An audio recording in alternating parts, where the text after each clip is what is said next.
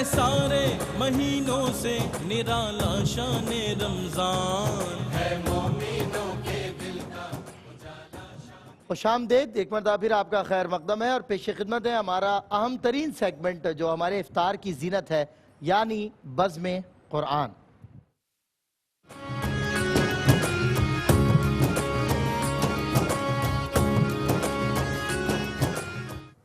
جی ناظرین اکرام، ایک مرتبہ پھر آپ اور ہم سب ساتھ ہیں اور ملک پاکستان کے اکابر جید اور مستند علماء کرام ہمارے ساتھ ہیں، جن میں مفتی محمد سہیل رضا امجدی صاحب، جناب قبلہ ڈاکٹر حبیب الرحمان صاحب نقشبندی اور جناب پروفیسر ڈاکٹر محمد احمد قادری صاحب تشریف فرما ہوئے ہیں۔ میں آپ تینوں کو دل کی گہرائیوں سے خوش آمدید پیش کرتا ہوں۔ 15 رمضان مبارک تک ہم پہنچ گئے ہیں، اس کی مبارکباد بھی پیش کرتا ہوں، اور عدل و انصاف آج موضوع ہے، اور آج کا دن یوم ولادت حضرت سیدنا امام حسن، وہ حسن مجتبی سید الاسخیاء، راکب دوش عزت پہ لاکھوں سلام، اور ایک بند ان کی بارگاہ میں عقیدت رکھنے والے نے پیش کیا کہ سارے اعضاء ہوں اکٹھے تو بدن بنتا ہے، پھول پھولوں سے ملیں جب تو چمن بنتا ہے، لفظ اور صوت کی ترتیب یہی کہتی ہے، حسن معراج کو پہنچے تو حسن بنتا ہے، حسن معراج کو پہنچے تو حسن بنتا ہے۔ اور جاؤ کہو حسن سے کہ لکھ دیں کرم کریں،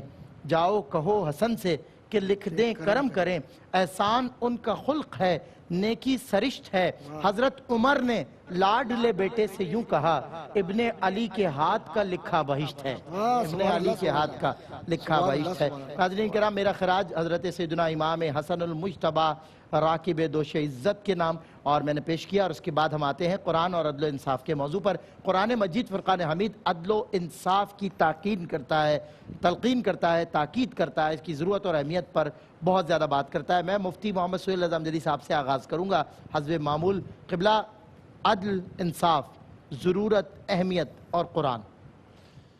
بسم اللہ الرحمن الرحیم، اللہم صلی علی سیدنا و مولانا محمد وعلا آلہ و اصحابہ و بارک وسلم۔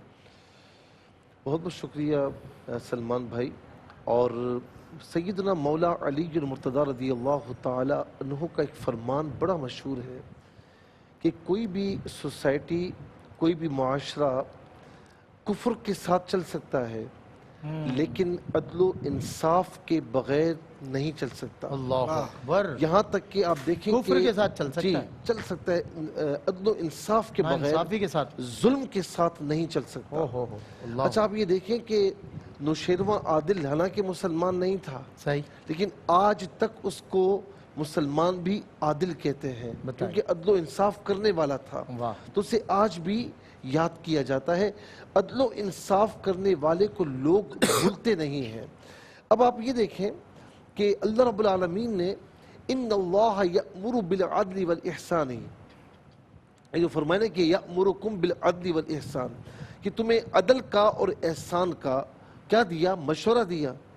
اللہ رب العالمین نے مشورہ نہیں دیا بلکہ اللہ رب العالمین نے امر فرمایا ہے، حکم دیا ہے کہ عدل و انصاف کو اختیار کرو، صحیح، اس کے بغیر تم چل نہیں سکتے، کہیں پر بھی تم زندگی بسر نہیں کر سکتے۔ تو یہاں پر ایک مقام پر نہیں، کئی مقامات پر اللہ تبارک و تعالیٰ نے عدل و انصاف کے احکامات مرتب فرمائے۔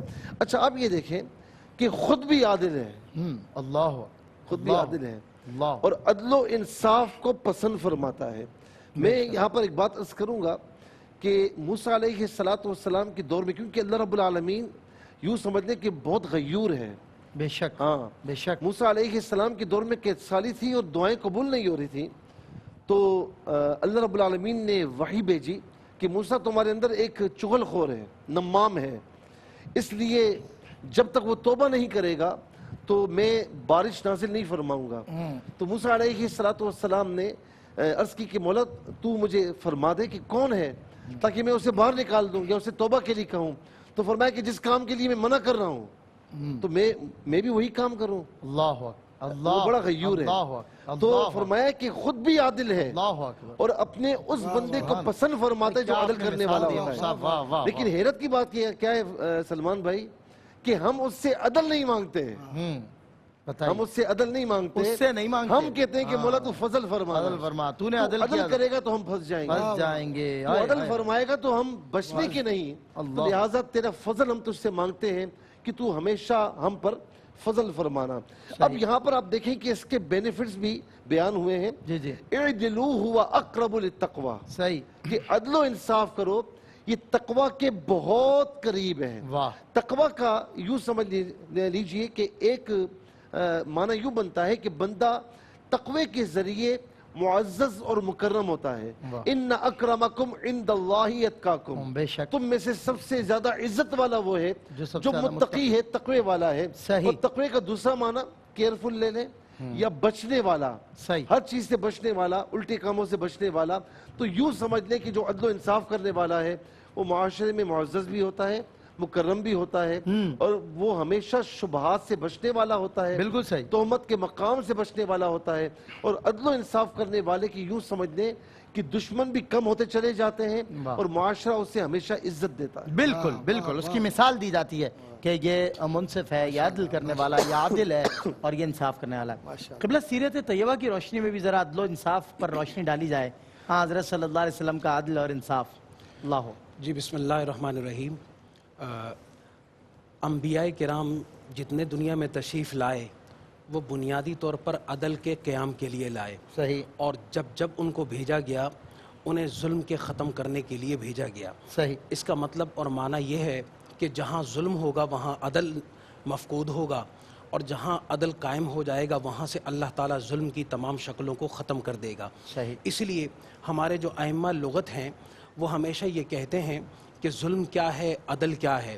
تو عدل کی تعریف انہوں نے یہ کی کہ وضع الشیء علی محلہ، کسی بھی چیز کو اس کے صحیح جگہ پر رکھ دینا، یہ عدل کہلاتا ہے۔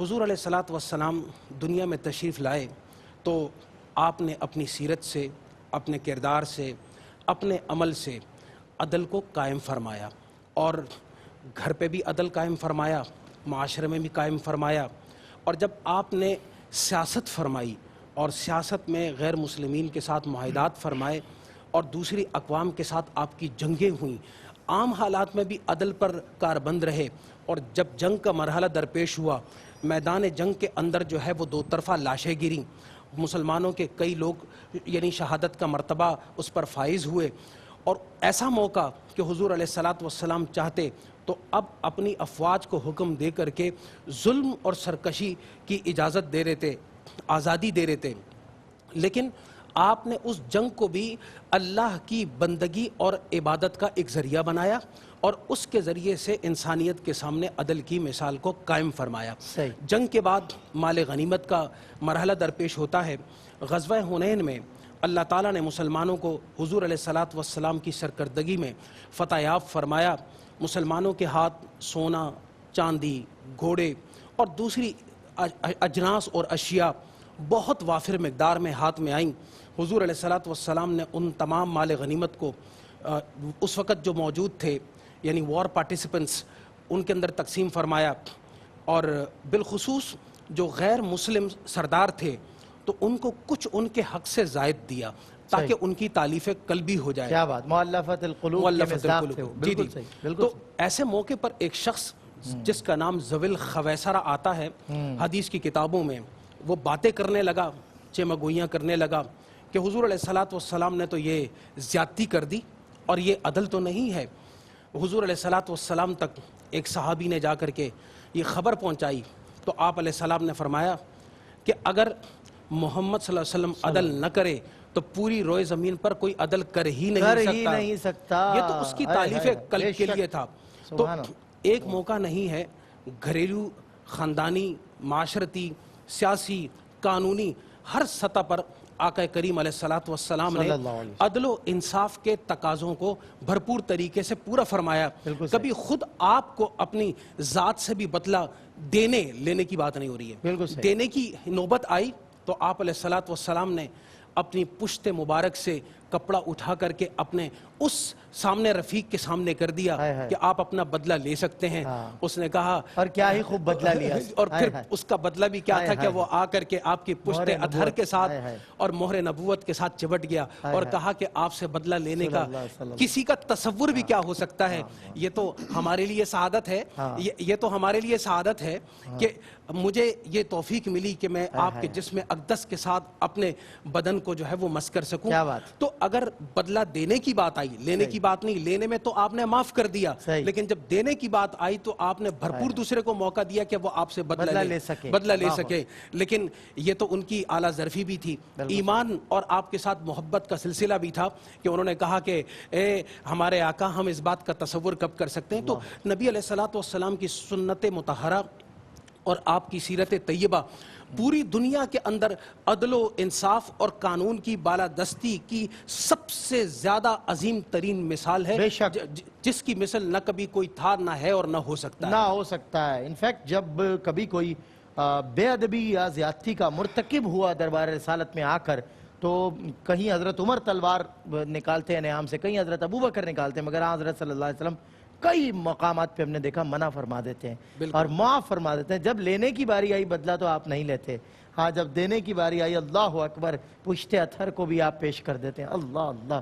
میں قبلہ ڈاکٹر صاحب آپ کی خدمت میں عرض گزار ہوں کہ قرآن اپنے ماننے والوں سے عدل اور انصاف کی ہی تلقین پہ بات کرتا ہے, تلقین کرتا ہے انہیں, چاہے سامنے آپ دشمن ہی کیوں نہ ہو, ظلم کی اجازت نہیں دیتا.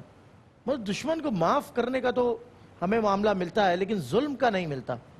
عدل اور انصاف کی اتنی اعلیٰ ترین مثالیں قائم کی ہیں اسلام نے, کیا فرماتے ہیں؟ اعوذ باللہ من الشیطان الرجیم, بسم اللہ الرحمن الرحیم.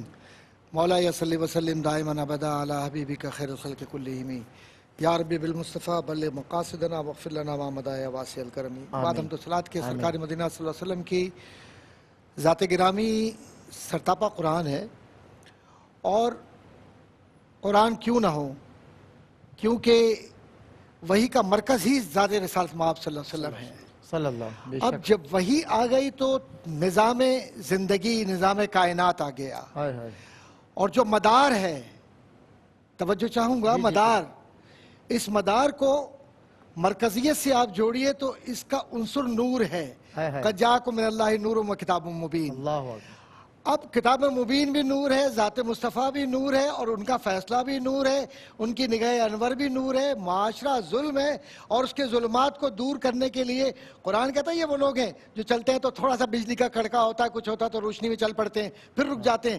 تو اس معاشرے کو لے کر چلنا, اور وہاں پر عمر کو عمر ابن خطاب بنا کر اور ابن خطاب کو نکال کر غلامی رسول میں دے کر یہ کہنا کہ عدل کا محور اگر ہے تو عمر ہے, کیونکہ اس کی تربیت میں نے کی. ابو بکر ہے, عثمان ہے, علی ہے, اور میرا پورا گھرانہ ہے. یہ سارا کچھ کیا ہے؟ دیکھیے آیت قرآنی ان تؤدوا الامانات الی اہل. اب یہ امانات جو آپ لوگوں کو دیتے ہیں اہل کو, تو یہ امانات کیا ہیں؟ سب سے بنیادی امانت معاشرے کی وہ عدل ہے. جس معاشرے سے عدل نکل جائے وہاں نفاق کے علاوہ کیا رہ جاتا ہے؟ جس معاشرے میں قانون نسبت کو رسول کریم صلی اللہ علیہ وسلم نے نافذ کیا, جس کو انگریزی میں کہتے ہیں لا آف ایکوٹی, تو اللہ کے نبی صلی اللہ علیہ وسلم نے لا آف جسٹس کو تو متعارف کرایا, لیکن لا آف ایکوٹی کو نافذ کیا. نتیجہ یہ نکلا کہ قانون مساوات نے جب قانون نسبت کا روپ دھارا تو کہا کہ اگر اس کی جگہ میری بیٹی فاطمہ بھی ہوتی تو میں اس کے ہاتھ کاٹ دیتا. اللہ اکبر, اللہ اکبر. یہ ہے قانون نسبت اور قانون عدل. اور اس قانون عدل کے بیچ میں ایک وہ شخص ہے جس کو عربی زبان میں تو آج کل کہتے ہیں قاضی, انگریزی کے اندر کہتے ہیں جسٹس, لیکن جو اللہ کے نزدیک سب سے بڑا جو شخص کہلاتا ہے وہ ہوتا ہے جس کو تقوی کی بنیاد پر یہ ذمہ داری دی جاتی ہے, اور وہ متقی وہ ہوتا ہے جس کی صفات کاملہ کو اللہ تعالیٰ نے قرآن میں بیان فرمایا ہے. اور جب یہ امانتیں ادا کرتے ہیں تو عدل کیسے کرتے ہیں کہ اگر یہ استاد ہیں تو ایمانداری سے پڑھائیں گے, اگر یہ ڈاکٹر ہیں تو ایمانداری سے صرف وہی دوائی لکھیں گے جس سے وہ دوا لکھیں گے جس سے ضرورت اس وقت کے مریض کی ہے. اور اگر حکم ہے مجھے اندازہ ہے ذرا سا وقت میرے خیال کم ہے، صرف ایک جملہ مکمل کر کے بات ختم کرتا ہوں. اگر یہ حکم ہے تو پھر یہ نہیں دیکھیں گے کہ میں بنو خزرج کا ہوں یا بنو اوس کا ہوں یا بنو قحطان کا ہوں یا بنو نجران کا ہوں یا فلاں کا ہوں، صرف یہ دیکھیں گے کہ میرا رب کیا کہتا ہے، اس کے نزدیک پسندیدہ بات کیا ہے. تو میرا جینا، میرا مرنا، میری نماز، میرا روزہ، میرا زکوٰۃ، میرا حج اور میری پوری زندگی ان کے قدموں پہ اس لیے نثار ہے کہ وہ تاجدار عدل بھی ہیں اور تاجدار کائنات بھی ہیں. سبحان اللہ. ناظرین کرام ایک وقفہ اور وقفے کے بعد پھر ہوتی ہے آپ سے ملاقات انشاءاللہ قرآن اور عدل و انصاف پر بات کریں گے. خوش آمدید ناظرین، آپ کا خیر مقدم ہے ایک مرتبہ پھر بزم قرآن میں. ایک کالر ہمارے ساتھ ہیں، انہیں شامل کرتے ہیں. جی السلام علیکم. ہلو السلام علیکم. وعلیکم السلام. کیا سوال ہے آپ کا؟ جی میرے 3 سوال ہیں. ایک سوال تو یہ ہے. جی کیا؟ ہیلو آواز آ رہی ہے آپ کو؟ آ رہی ہے آواز، آپ سوال پوچھ لیں. جی میرا سوال یہ ہے کہ اعتکاف ہم کرتے ہیں تو ویسے ہی میں نے محسوس کیا ہوا ہے، میں اسی کمرے میں رہتی ہوں، اس میں چارپائی اور ایک بیڈ بچھا ہوا ہے، تو کیا وہ مجھے باہر رکھنا ہوگا یا اس میں بھی ایک کمرہ مخصوص ہے اعتکاف کے لیے، اس میں چارپائی بیڈ بچھا ہوا ہے، تو کیا وہ الگ رکھنا پڑے گا یا وہ کمرے میں رہے؟ کیا میں اس پہ سو سکتی ہوں؟ ویسے بھی میں نے مخصوص جگہ کی ہوئی ہے نماز کے لیے. اچھا چلیں ٹھیک ہے. جی دوسرا سوال.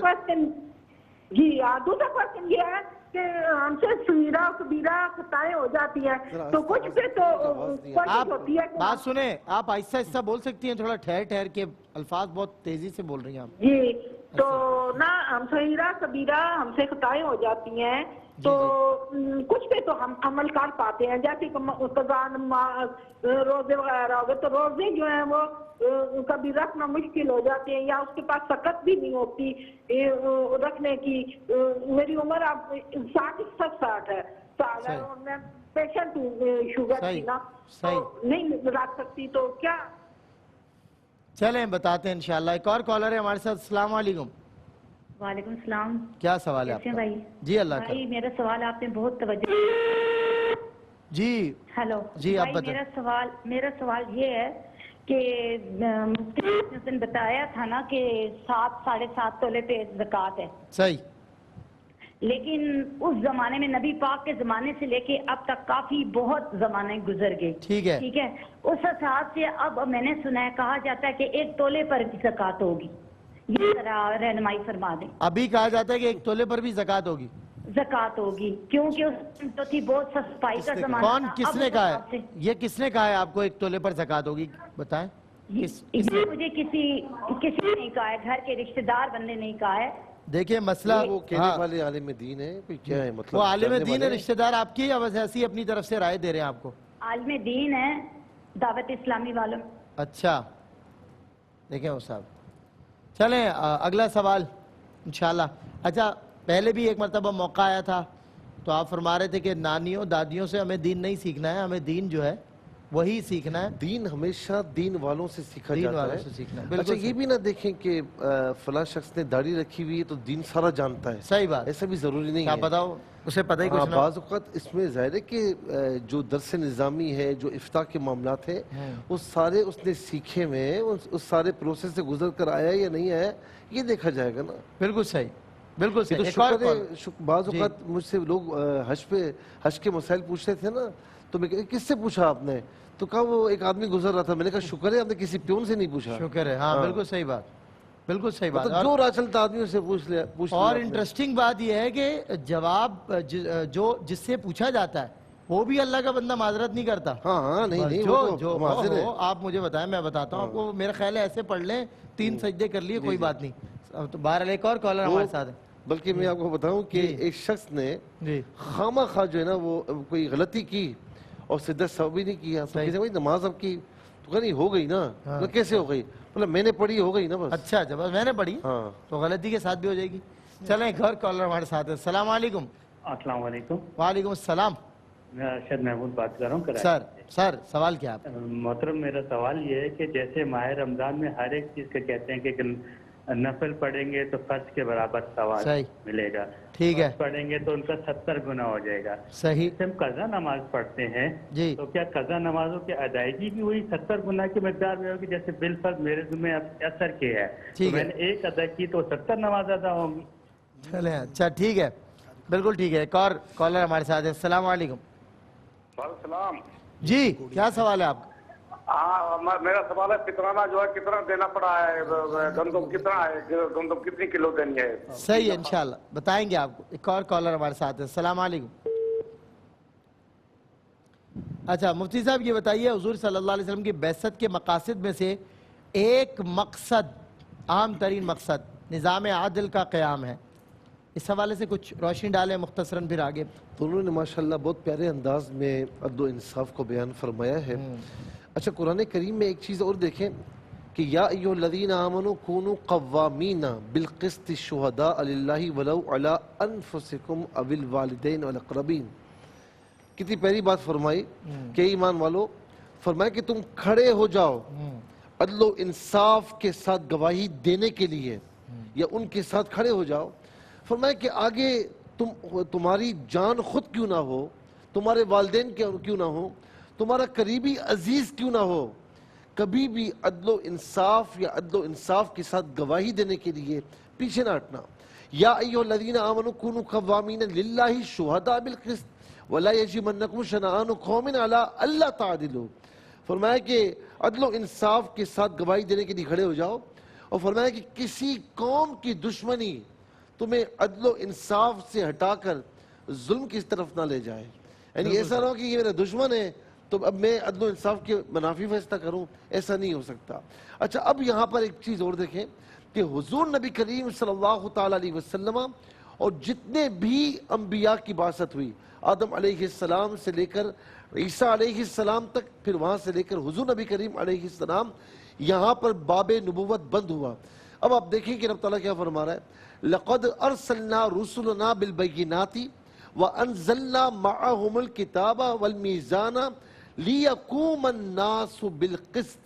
फरमाया कि तहकीक हमने रसूलों को खुली निशानियां देकर भेजा, हमने उनके साथ किताब और मीज़ान भी भेजा। क्यों?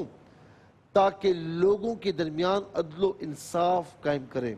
यानी आप ये देखें कि तमाम अंबिया की बासत के मकासद और भी थे, लेकिन मेन एक ये मकसद था कि माशरे में अदलो इंसाफ कायम करना है।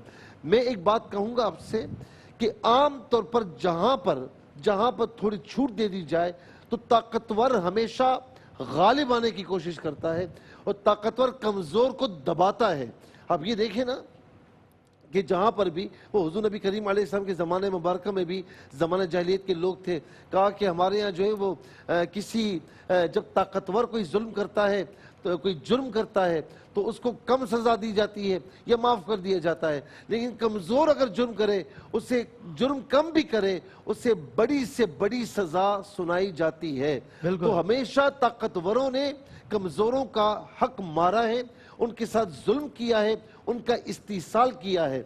हुजूर नबी करीम अलैहिस्सलाम का ये तुर्रा इम्तियाज़ है कि आका अलैहिस्सलातु वस्सलाम ने आम लोगों को तो इज़्ज़त बख्शी, सबको इज़्ज़त बख्शी, लेकिन माशरे के जो पिसे हुए तबकात थे, ख़वातीन हैं और नौकर चाकर हैं और इसके अलावा जो भी खादिमीन हैं, इन सबको अल्लाह के प्यारे महबूब अलैहिस्सलातु वस्सलाम ने अदलो इंसाफ कायम करके इन सबको इज़्ज़त अता फरमाई है। और जिस माशरे में अदलो इंसाफ हो वो माशरा कभी डगमगा नहीं सकता। और हमें इससे सबक हासिल करना चाहिए कि हुजूर नबी करीम अलैहिस्सलाम ने किसी का मामला हो, चाहे औलाद की तरफ से मामला हो, चाहे अपनी ज़ात का मामला हो, हमेशा अदलो इंसाफ के लिए अपने आप को पेश फरमाया।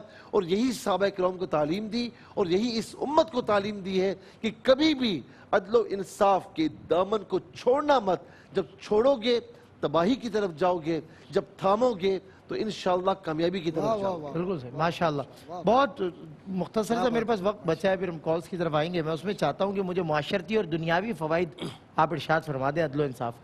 जी देखें, सबसे बुनियादी और कलीदी बात यह है कि अल्लाह ताला इरशाद फरमाता है कि इन्नल्लाह युहिब्बुल मुक़सितीन। अल्लाह ताला इंसाफ करने वालों को پسند کرتا ہے. جس طرح قبلہ مفتی صاحب نے آیت پڑھی, اس کا اگلا حصہ ہے کہ اے دلو ہوا اقرب للتقوی.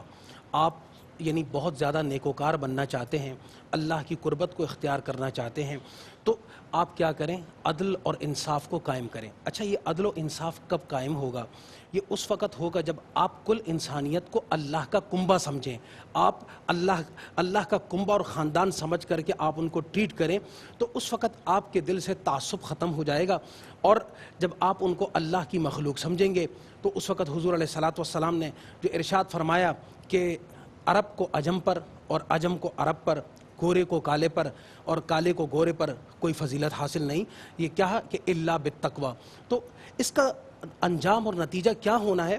وہ یہ ہونا ہے کہ معاشرے کے اندر جو انتقام ہے, دشمنی ہے, فساد ہے, تعصب ہے, لسانیت ہے, قومیت ہے, فتنہ پروری کی جتنی شکلیں ہیں وہ سب کی سب ختم ہو جائیں گی, بشرطے کہ ہر ادارے میں بیٹھا ہوا شخص وہ انصاف اور بالخصوص عدل کی بنیاد پر اپنے فیصلے کرے اور ان فیصلوں کو لاگو کرے اور اس کا جائزہ لے کہ اس کے کیے ہوئے فیصلے عام انسانوں تک پہنچ رہے ہیں یا نہیں پہنچ رہے. اور جس طرح اوپر کے انسان عدل کی بنیاد پر فیصلے کریں, ویسے ہی نچلی سطح پہ بیٹھا ہوا ہر آدمی اپنے ڈپارٹمنٹ سے متعلقہ افراد کے بارے میں اس کو یقین کر لینا چاہیے کہ وہ سب کے ساتھ عادلانہ برتاؤ کر رہا ہے, کسی کے ساتھ اس کی ذات سے, اس کے عہدے سے ناانصافی اور ظلم نہیں ہو رہی.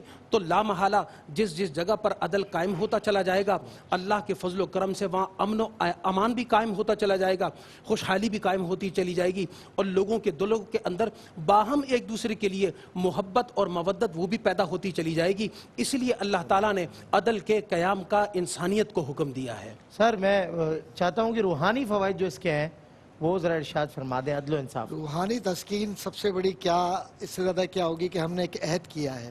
قرآن کریم کی سورہ انعام کی آیت ہے نا, جب یعنی اس کا مفہوم یہ ہے کہ جب کسی کے متعلق کوئی بات کہو یا کسی کی نسبت کوئی بات کہو تو انصاف کی کہو, گو وہ تمہارا رشتہ دار ہی کیوں نہ ہو, اور اللہ کا جو عہد ہے اس کو پورا کرو. تو جب رب سے عہد کیا ہوا پورا کیا ہم نے تو سکون ہو گیا. اور سب سے بڑی بات یہ ہے کہ انصاف کر کے اندر سے یہ محسوس ہوتا ہے کہ میں نے اپنی ذمہ داری کو پورا کیا. اور معاشرتی تقاضوں کے اندر یہ ہوتا ہے کہ معاشرے میں ایسا شخص جو منصف مزاج ہو اس کی عزت ہوتی ہے, اس گھرانے کو اچھی نگاہ سے دیکھا جاتا ہے جو اس بنیاد پر جیتا مرتا ہے کہ مجھے انصاف کے ساتھ یا ایمانداری کے ساتھ جینا مرنا ہے. اصل میں آپ کوئی بھی نام دے لیں, عدل نام دیں, تقوی نام دیں, اچھائی نام دیں, خیر کا حکم دیں, علم دیں, تعلیم و تعلم دیں, یا درس و تدریس ہو یا انسانیت ہو, یہ سارا جتنا بھی جھرنا ہے نا, یہ سب جا کر ادخلوا فی السلم کافہ کی بنیاد بنتا ہے. اور جب یہ بن گیا تو کیا بات رضا اس چمنستان کرم کی, تو یہ چمنستان کرم ہے حضور کا. تو کہیں کچھ عطا کر دیا, کہیں کچھ عطا کر دیا, کہیں کچھ, اور جب یکجا کر دیا تو فیضان مصطفیٰ بن گیا. سبحان اللہ. اور جب یہ فیضان مصطفیٰ بن گیا تو کل قیامت کے دن یہ جو عادل لوگ ہیں, یہ ان کا جو انجام ہے اور جو ان کا اختتام ہے, اور پھر اس کے بعد ان کا اٹھنا ہے صدیقین و صالحین کے ساتھ. بہت خوب, بہت خوب. دو جملے کہوں گا, دو جملے. جی جی. عادل حکمران کی دعا رد نہیں ہوتی. جی جی. اور جو عادل حکمران ہوتا ہے نا, اسے کسی محافظین کی ضرورت نہیں ہوتی, جیسا کہ حضرت عمر رضی اللہ تعالیٰ عنہ تھے. کیا بات. وقفہ برائے اذان عصر فخر پاکستان قاری نعمان نعیمی صاحب دیں گے اذان عصر براہ راست. ہم نماز عصر ادا کر کے حاضر ہوتے ہیں. ہے مومنوں کے دل کا اجالا شان رمضان, ہے سارے مہینوں سے, ہے سارے مہینوں. ناظرین, اگر آپ ایسی ہی مزید ویڈیوز دیکھنا چاہتے ہیں تو ہمارا ARYQTV کا چینل سبسکرائب کیجئے اور بیل آئیکن کا بٹن دبانا نہ بھولیے تاکہ آپ سے کوئی پسندیدہ پروگرام مس نہ ہو جائے.